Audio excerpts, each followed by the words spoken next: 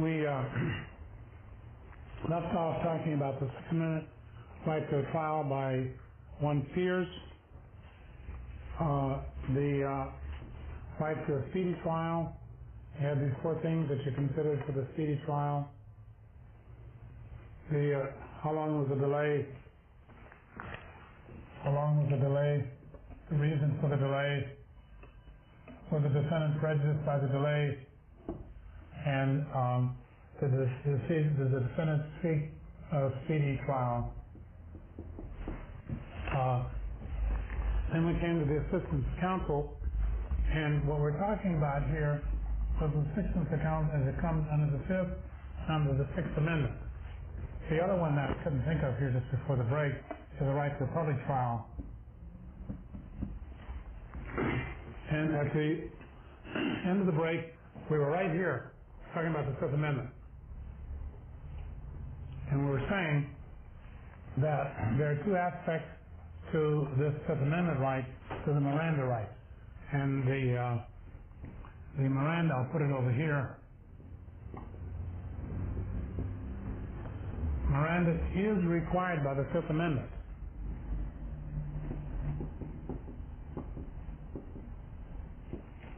And there are two important rights under Miranda on the board. That would be right here, right over here, right this branch right here. Two rights. One is the right to remain silent, and the other is the right to counsel, right to lawyer.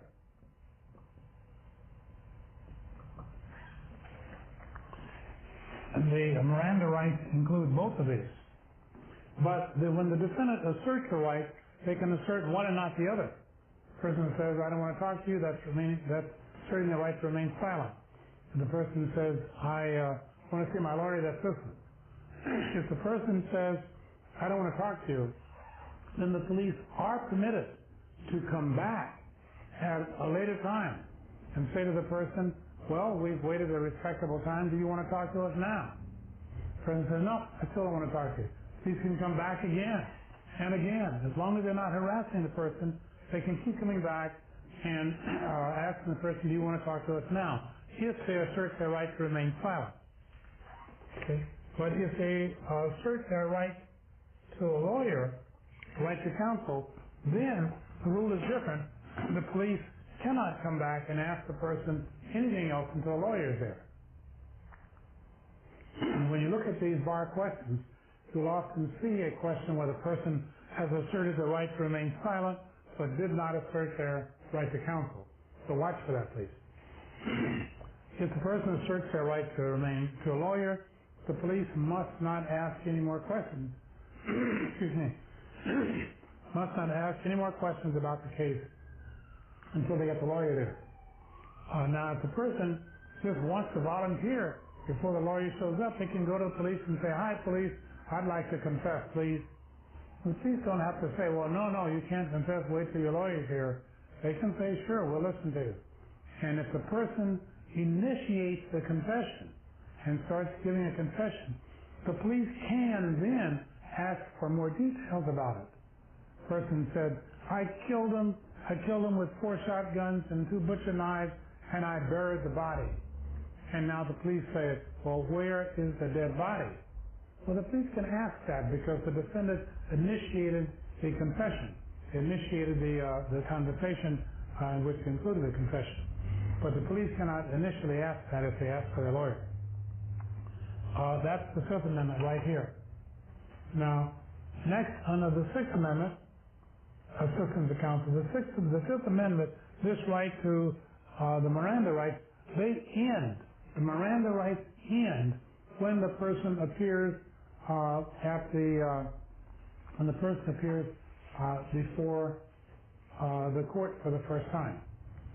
When the person first appears at the court, the Miranda rights end. They don't exist anymore. And that is the instant where the Sixth Amendment rights begin, right here. Now, if the facts tell you that the person is asserting a Sixth Amendment right when they haven't even been to court yet, when the court processes have not been turned on, there is no Sixth Amendment right. So a person will assert their Sixth Amendment right when they first get arrested. A person gets arrested on the street, and they ask the person questions, and they didn't have their lawyer. There is no Sixth Amendment right. So you cannot violate the Sixth Amendment right until the first court proceeding. At that first court proceeding right here, the person is entitled to the assistance of counsel. That's the Sixth Amendment. Now, when the Sixth Amendment right begins, the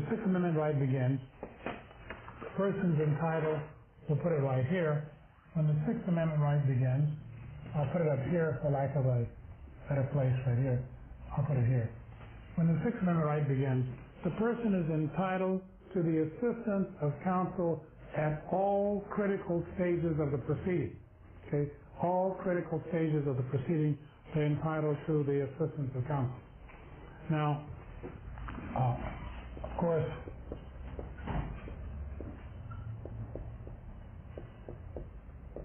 all critical stages, and of course the question becomes, what is a critical stage? Well, certainly an interrogation is a critical stage. Certainly a lineup is a critical stage. Now mind you, if a lineup occurs before the person has been to court, they don't have a Sixth Amendment right to counsel at that critical stage. And they don't have a Miranda right either at that stage, because Miranda says you have a right to remain silent, you have a right to remain silent, but you don't have a right to lawyer just at the lineup. Okay? And so the Sixth Amendment Miranda rights don't give you a right to a lawyer at the lineup. So if the police arrest someone and they do or don't give them a Miranda warning, it doesn't matter, and they have a lineup, it does not violate the Fifth Amendment to have a lineup without the lawyer if they haven't been to court yet. But if they have been to court, Fifth Amendment's over, Sixth Amendment begins, they have a right to lawyer at the lineup, because that's the critical stage. Finally, under the Sixth Amendment comes the right to a public trial. The right to a public trial belongs to the defendant, normally. The Sixth Amendment says, the defendant has a right to a public trial. Now, this right to a public trial means that the defendant has a right to a public trial at the trial proceeding itself, the trial, at the jury selection, all that stuff leading up to the trial, even at the preliminary hearing, even at suppression hearings. However, the court can, under the right circumstances, not have a public trial at, for example, a suppression hearing if an undercover police officer is going to testify at the suppression hearing. They don't want to disclose the identity. So if the court's got a good enough reason, and then they can close that part of the trial to the public. But without that, they really can't do it. The defendant, this is the defendant's right to a public trial, but the court has held that the public at large, every member of the public, has a right to know about governmental proceedings, except, of course, very confidential ones of some sort. But these are important governmental proceedings, and people have, when the government is prosecuting somebody and is about to take their liberty or maybe even their life away from them, the government, the individual, the public, has a right to know what the government is doing. This is a government of and by the people and all that stuff. And so the public has a First Amendment right to attend these trials, not a Sixth Amendment. The defendant has a Sixth Amendment right. The public has a First Amendment right to be there. So that's how it works. Now, we were going through this text on a question, and in the question we were now at line 29. And at line 29 says, Sally's statement, Donna wants to suppress a bunch of stuff. She wants to suppress Sally's statement to Tech, which Donna claims, A, is hearsay, well it is, and the admission of which would violate her rights under the Sixth Amendment. Well, that's how we got to talking about the Sixth Amendment. And the Sixth Amendment has these rights in it, and the other right that I kept forgetting here under the Sixth Amendment is the Confrontation Clause.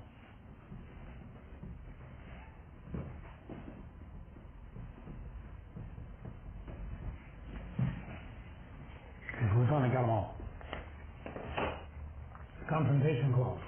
Now, the Confrontation Clause says that you have the right to confront witnesses against you.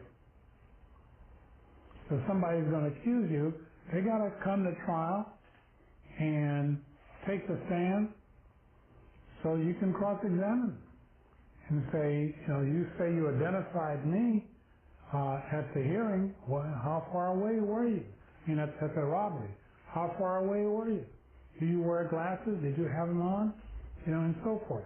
So if someone's going to accuse you of a crime, you should have a right to confront that person at the trial proceeding. Now, that's what the Confrontation Clause has to say. Here, Sally is the person accusing. Sally is saying, Donna told me, and yet Sally isn't there. Sally is not there. Now, if Sally were there, Sally could say, Donna told me, hearsay, admissions exception to the hearsay rule. Donna gets to cross-examine Sally, you say I told you, exactly what did I say, where did this happen, when did it happen, and so forth. So Donna could cross-examine Sally. Well, she can't. So Donna is saying that Sally's testimony is hearsay and it violates the Sixth Amendment. Well, it violates this part of the Sixth Amendment, the Confrontation Clause. It doesn't violate any of these other parts. It does violate the Confrontation Clause. Item B, at line 31. Donna says Sally's statement was obtained in violation of Sally's rights under the Fourth Amendment. Well, Sally's rights under the Fourth Amendment. Let's take a look at those. The Fourth Amendment. Well, the Fourth Amendment prohibits unreasonable searches or seizures. If you want to search or seize, get a warrant. They didn't get a warrant. And indeed, they seized Sally without a warrant, and they got statements from her. And those statements are not admissible against Sally. But against Donna, she does not have the standing, and so that won't work. Line 34. The fingerprints she provided, which Donna claims were obtained in violation of her rights under the Fifth Amendment, were the fruits of an unlawful search and seizure. Well, the Fifth Amendment prohibits compelled testimony, and the fingerprints and passport are not testimony, and so it did not violate the Fifth Amendment against compelled testimony. And she says it was the fruits of an unlawful search and seizure. Well, the police didn't search or seize her. They seized her passport, and they seized her fingerprints, but that's not an unlawful search. And furthermore, the state can require that the person show up and produce their fingerprints and photographs and documents and that sort of thing. Nothing unlawful about that. The requiring the person to produce these kinds of documents does not violate the Fifth Amendment. The Fifth Amendment prohibits compelled testimony, and these documents are not testimony. Item 3, line 38, Donna's passport. Item 2 was about her fingerprints, and item 3 is about the passport. And we covered them both. Neither one of those constitutes testimony. And the Fifth Amendment prohibits compelled testimony. And then they ask you, what should the prosecution argue in opposition, and how should the court rule? And that takes care of this question with Donna and Peck. Now, let's next go to the question from the February 2004 bar. February 2004 is the question with Bank and Dave. And once again, let's go through the events as they occurred, talk about the law, and then answer the questions. Again, let me remind you that you answer the questions according to how they're asked. But what we're doing for teaching purposes is as we go through each time some event occurs, we talk about the law and application of law as raised by those events. But do not answer a bar question by saying, fact 1 says so-and-so, let me tell you about fact 1. Fact 2 says so-and-so, let me tell you about fact 2. And fact 3 says so-and-so, let me tell you about fact 3, and so forth. So please do not do that. Line 6. Bank was robbed at 1 p.m. by a man who brandished a shotgun and spoke with a distinctive accent. The teller gave the robber packets of marked money, which the robber put into a briefcase. Okay. Background, police haven't done anything yet. Remember that it is the police who, we're outside the court system. We're looking at the police conduct. Only the police can violate, only the state can violate the Constitution. In a criminal law problem, that state acts as usual police. Be sure to point out to the bar examiners that when the police start doing something, that is the government acting, and then that only the government can violate the Constitution, and then work your way down the Constitution. That part of the Constitution usually gets applied to the state through the Due Process Clause of the 14th Amendment. Now you've got that part of the Constitution applying to that police officer's conduct. Be sure to put that trace in there. If you don't put that trace in there, the bar examiner will take points away from you. Continuing, line 7, at the end of line 7. At 3:30 p.m., the police received a telephone call from an anonymous caller who described a man standing at a particular corner in the downtown business district and said the man was carrying a sawed-off shotgun in a briefcase. I'm not quite sure how you see the sawed-off shotgun in a briefcase, but maybe it got opened at some point and the person saw it. We don't know. So you can see how it makes this anonymous telephone caller a little bit suspicious, because the information which they gave, we're not quite sure how you can get that information. So be suspicious, but continue. So the anonymous caller came in. Now, of course, the police are going to use that anonymous caller for probable cause. And to establish probable cause, the police must have under the totality of the circumstances, they must believe that more likely than not, the person to be found or the items to be seized will be found at that particular location. There's an older case called Illinois versus Gates, in which the police supposedly got an anonymous tip saying that a man was driving back from Florida with drugs in the trunk of his car. And they gave some details about where the drug transaction was going to take place at a particular motel in Florida, that the person would buy the drugs there, they would put them in the trunk of the car, it would happen on a certain date, and the person would be driving back to Illinois. So when the police arrested this person, when he got back to Illinois, the police said, we had this anonymous tip that said all this was going to happen. Well, the anonymous tip, is suspicious. But if the anonymous tip gives information about something that's going to happen in the future, if it's going to happen in the future, that helps to give some reliability, because when those things begin to happen, that adds reliability to the anonymous tip. But if you get an anonymous tip and you don't have anything like that that kind of verifies it, then that's a very suspicious anonymous tip. Now, the courts assume, let's back up a second, the probable cause to getting it from some source, you need to have two things.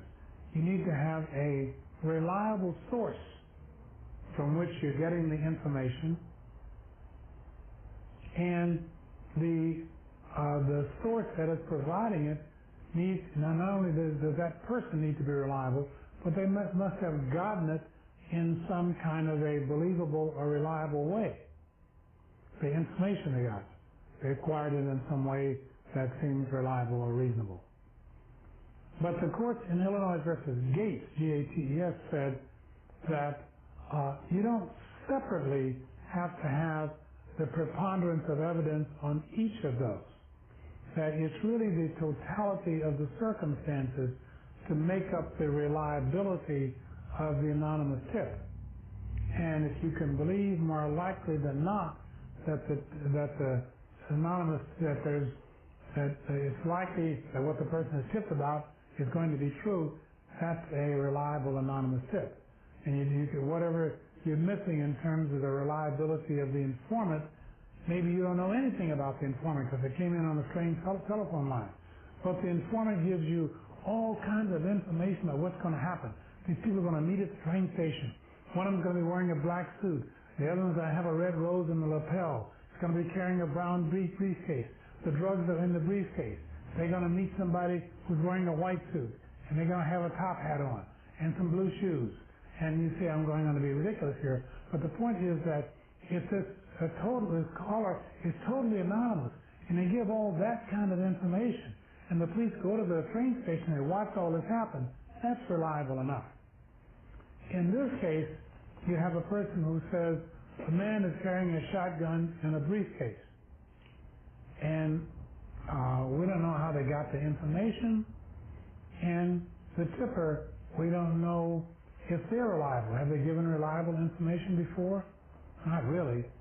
And so we're not so sure that this information is sufficiently reliable. So be sure to challenge that. Generally speaking, citizen informants are presumed to be reliable because the citizen has no interest one way or another in the outcome. So they are presumed to be reliable. But you still need, if it's an anonymous tipper, you need something a little more. We don't have much here, so be sure to challenge that and say that this may not be the police may not have sufficient probable cause. But let's go ahead. Within minutes, a police officer who had been informed about the robbery and the telephone call observed Dave holding a briefcase at that location.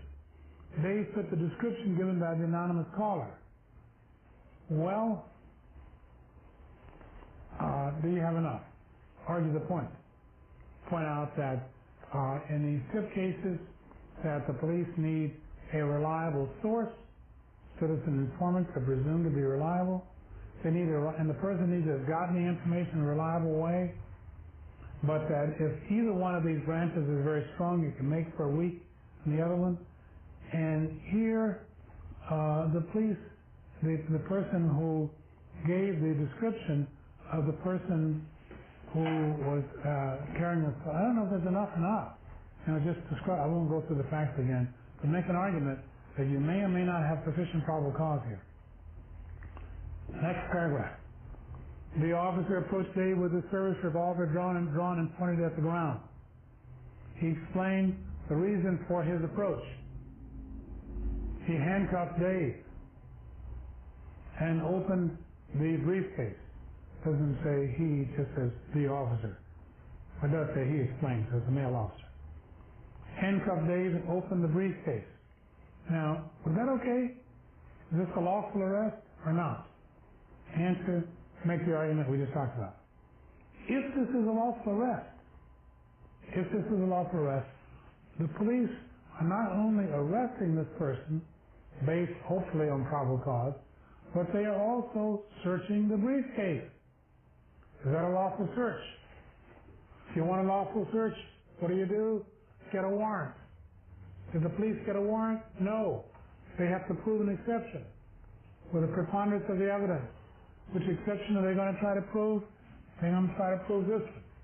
That it was incident. They'll claim that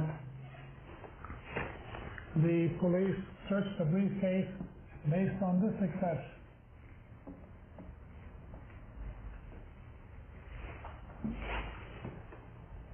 Incidental lawful arrest, if the arrest was lawful. They might also claim this exception. Probable cause but no time to get a warrant.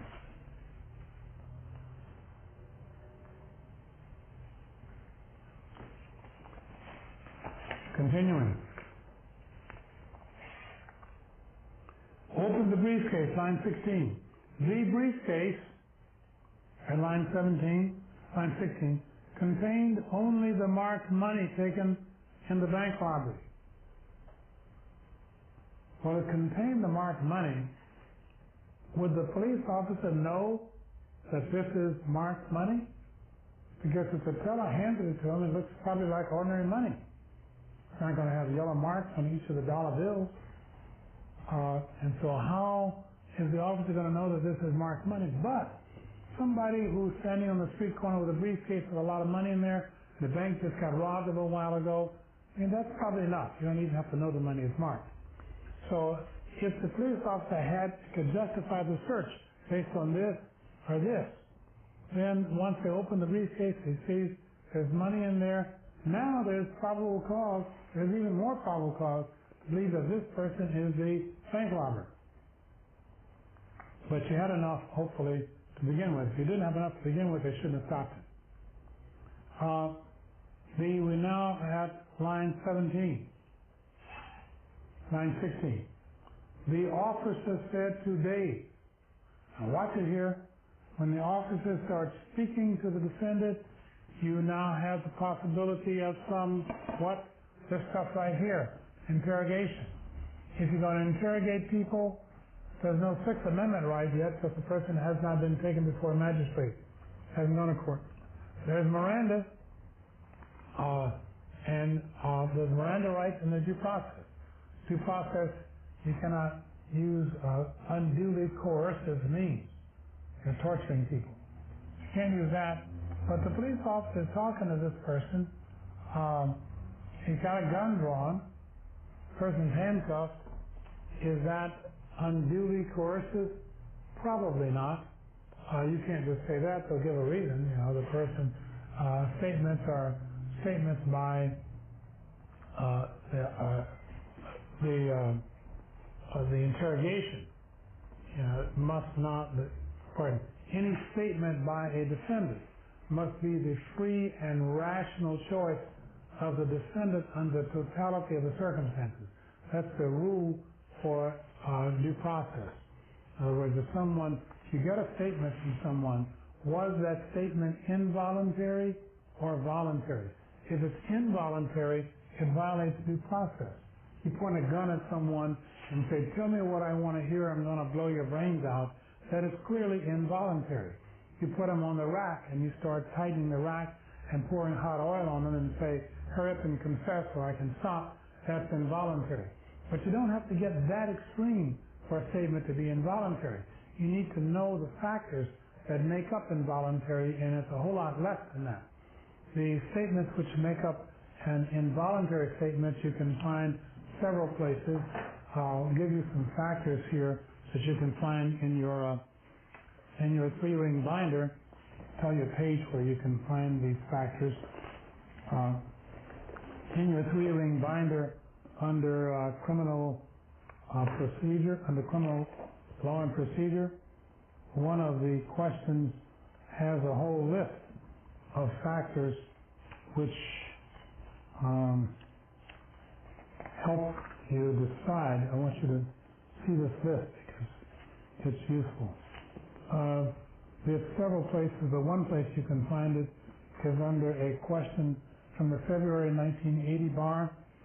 February 1980. I think that's still in your binder. And if you don't have it in the February 1980 bar, you can also find it in another place. I'll tell you here in just a second. February 1980.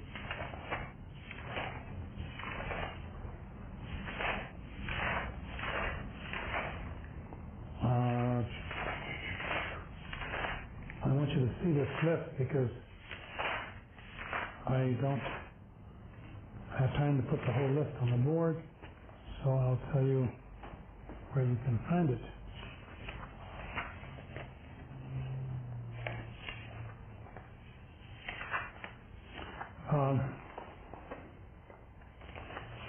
You also can find it, the July 79 question, July 79 question on the second page of that question, and the February 1980 on the first page of that question. You will see a list of factors there which you can use to help decide whether or not a statement was voluntary or not. Let me read them here to you, just so we can talk about them in a second. It says, a statement, an out-of-court statement, will be suppressed if it was involuntary and therefore in violation of due process. How do you decide whether or not a statement was involuntary? And remember that the rule is that the statement must be voluntary. And the defendant doesn't have to prove that they beat me up to get the statement. He doesn't have to prove it was involuntary.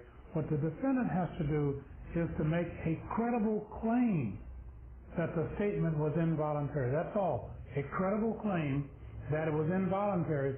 And then the burden shifts to the state to prove the statement was voluntary. And what factors do you take into account in deciding whether or not the statement was voluntary? Rule. The statement must be voluntary, which means the court, to quote the Supreme Court, the statement must be the, quote, free and rational choice of the defendant under the totality of the circumstances. Quote, free and rational choice of the defendant under the totality of the circumstances. That's what's required. And the state has to prove it. What factors might the state take into account? Well, I have 11 factors listed here from various cases in both of those locations I told you about. One of them says the factors are the defendant's age. You can see how the pressure you put on a child versus a seasoned criminal adult defendant will be different. Age, intelligence of the defendant, experience with the criminal justice system. I'm going to go through these quickly because you can look them up in your book there. The appeals to friendship, long incommunicado detention, lack of food or sleep, violation of Miranda or any other constitutional right goes into this overall decision of voluntariness. Promises of leniency which the police cannot grant. Trickery, even threats of disbarment has been used. And so if the defendant claims that the statement was involuntary, using all these kinds of factors, the government has to prove that the statement was voluntary, which means the government has to prove that the statement was a free and rational choice for the defendant under the totality of the circumstances.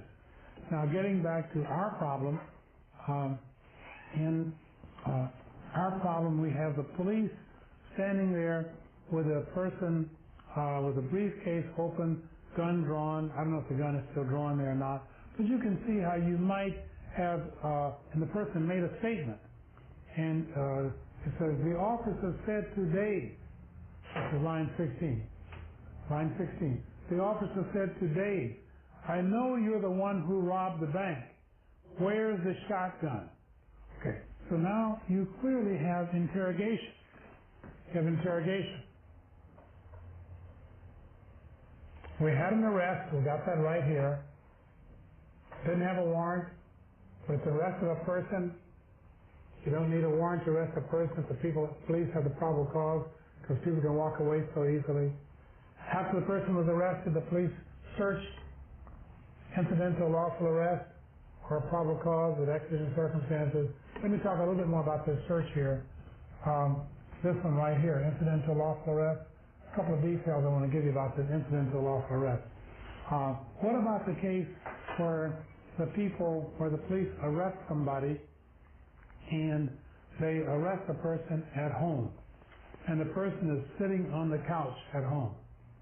So the police make the arrest. Now, we all agree that when the police make the arrest while the person's sitting on a couch,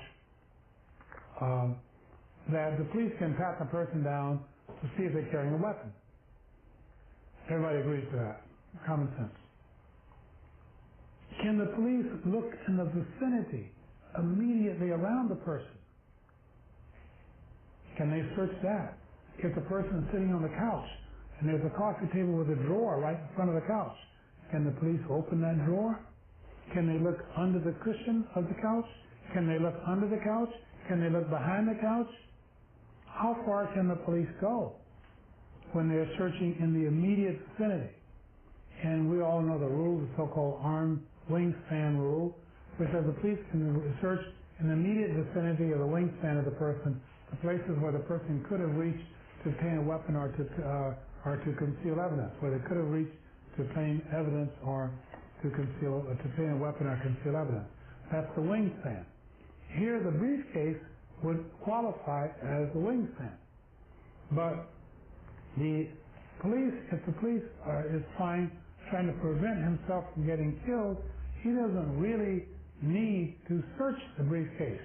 The police can just take the briefcase. A woman is arrested in the street with a purse, and the police are worried about getting killed. All they have to do is take the purse. They don't have to search the purse. If the person has an envelope, do they need to open the envelope? No, they take the purse, take the briefcase. And so this is a search incident to a lawful arrest. Search, they can seize the briefcase, but can they open it and search it incident to a lawful arrest? Well, the argument can be made, if the briefcase, for example, was locked, then they don't need to break it open because the person couldn't have reached in there to get a weapon or conceal evidence anyway. And so what's the justification for searching the briefcase as opposed to just seizing the briefcase? And here you might argue, well, we can certainly seize an incident to lawful arrest, but you could use the inevitable discovery rule. The inevitable discovery rule right here. You say, well, if the person's arrested and taken off to jail, that the police, what are they going to do with the briefcase? Well, they can inventory the whole briefcase itself if it's locked and say, we are taking care of this briefcase because we seized it from the person who was arrested. But if the police can seize the briefcase, but opening it to search inside, that's a little different. And so the police can say, well, since the briefcase was unlocked, and if we're going to inventory it for security purposes, to make sure the stuff wasn't lost or stolen, we're going to inventory the contents of the briefcase, then if we discover something in the course of inventorying it, it's feasible, it's admissible, if it's a lawful inventory search. So they would have inevitably discovered the contents of the briefcase. So that's one argument you can make for searching the briefcase. Now, but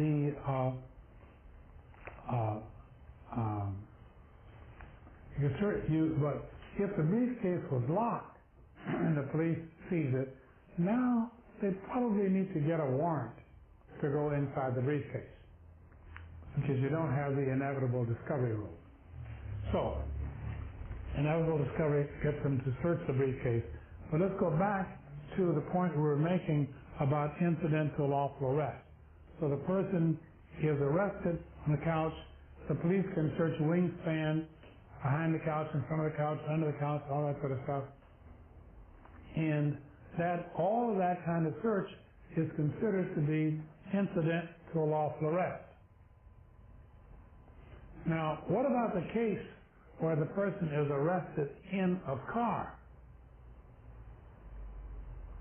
In that case, certainly again, the police can search, excuse me, they can search the person being arrested, excuse me, they can search the person being arrested, their pockets and such things, because you can't let them take that stuff to jail. But what about the inside of the car? Can they search the inside of the car? The way they could have searched under the couch, below the couch, in front of the couch, and so forth. And the answer is that the current law under New York versus Belton, B-E-L-T-O-N, is that yes, the police can search the entire passenger compartment of the car, the entire passenger compartment of the car, incident to lawful arrest. Now, if you use the arms span reach rule, you get kind of a problem, because if you arrest a midget who is driving a limousine, then the midget could say, there's no way I could reach into that far into the back seat part of the limousine. If you arrest a basketball player who is driving a little MG sports car, they can reach around and underneath the car without even getting out of the car. And so if you use the arms span reach, you end up with this funny rule that depends on the height of the person and the size of the car and all that. So the Supreme Court, fortunately, came through with this wonderful rule saying we'll solve the problem that you can search the entire passenger compartment of the car. Okay, that includes the glove compartment, under the rug of the car, back seat of the car. If there's a coat in the back seat, you can look in the pockets of the coat. If the back seat pocket coat has got a zipper bag, you can open the zipper bag, all that sort of stuff you can do. Now, if there's something that's locked, you're probably going to have to get a warrant unless you can make out probable cause plus exigent circumstances. Otherwise, you can search all that stuff. Incident to lawful arrest. So, we've got this cop standing on the corner, gun drawn, arrested the person, seized the briefcase, incident to lawful arrest. Open the briefcase, you can justify that under the inevitable discovery rule, and now seize the money, and now the police says 2 days. Now, if the police officer is going to say 2 days, you immediately have possibility of some interrogation here. Is that interrogation lawful? Sixth Amendment does not apply yet. Miranda does apply. It did not give the person Miranda warnings. And also due process applies. You know, was this person so threatened by the police officer standing there who might still have a gun in his hand that the person felt coerced to make the statement? So did it violate due process? I don't think so, but the factors are the ones that we just talked about, and I don't think it must be a free and rational choice under the totality of the circumstances. Now, the police did ask a question. Where is the gun, the shotgun? That is interrogation. You have to give a rule. What is interrogation? And show that that's interrogation. Rule. Interrogation is any word or conduct by the police which they know or should know is likely to elicit an incriminating response. Once again, interrogation, we're defining interrogation right here. Interrogation is any words or conduct by the police which they know or should know are likely to elicit an incriminating response. Here, where is the shotgun? Well, what do you expect the guy to say? You're asking for an incriminating response. So, in fact, the police here said, I know you are the one who robbed the bank. Where is the shotgun? Give the rule, show, and conclude that's interrogation. It's interrogation without Miranda, because we didn't give the Miranda warning. Any statements made in response to interrogation without Miranda are suppressed. But there are a few exceptions to Miranda. One of the exceptions to Miranda is the public safety exception. Now, the public safety exception to Miranda, was first announced in a case called New York versus Quarles, Q-U-A-R-L-E-S. In New York versus Quarles, the police were pursuing a person who was wanted for rape. And this person ran into a grocery store. The police pursued him into the grocery store, finally caught up with him in the grocery store, and arrested him. When they arrested him, they found the person had a shoulder holster for a pistol, but there was no pistol in the shoulder holster. And the police immediately said, without any Miranda warnings, "Where is the pistol?" Well, that's interrogation. There was no Miranda. The court said, it's okay, public safety. Public safety because some child in the grocery store might very well, the person's answer, by the way, was, the gun's over there in the milk cartons. Well, some child playing in the grocery store might have seen the gun, not knowing it was a real gun, started playing with it, and there you have a public safety problem. So the court said, in the interest of the public safety, this is an exception to Miranda. Well, we've got the same thing here. Where is the shotgun? And it's just like Quarles. And that's the answer you should have given here, that Miranda wasn't satisfied, but we have a public safety exception. And the person's statement was an admission.